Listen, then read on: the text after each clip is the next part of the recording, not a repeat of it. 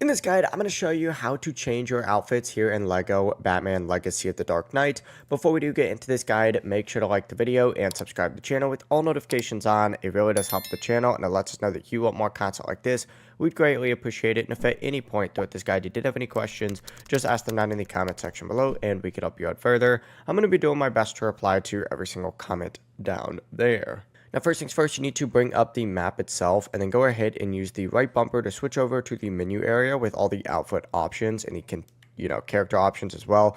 Essentially, go ahead and open up the little coat hanger icon and press whatever button it is for you. If you're on Xbox, that's going to be X. If you're on PlayStation, it'll be square. But open it up and you're going to see all these different suit options right here. Now, I actually don't have too many suits currently unlocked right now, but essentially just choose through any of these suits that you currently have unlocked. And of course, if you don't have one unlocked and there's a specific thing you have to do, it'll tell you what you have to do in order to get it. Like this one can be unlocked by completing, certain activities here in Gotham. You can also use red brick modifiers in here as well. If we go to a suit that we currently do own, you'll see that these just mainly change the color of it, but they do still look pretty cool.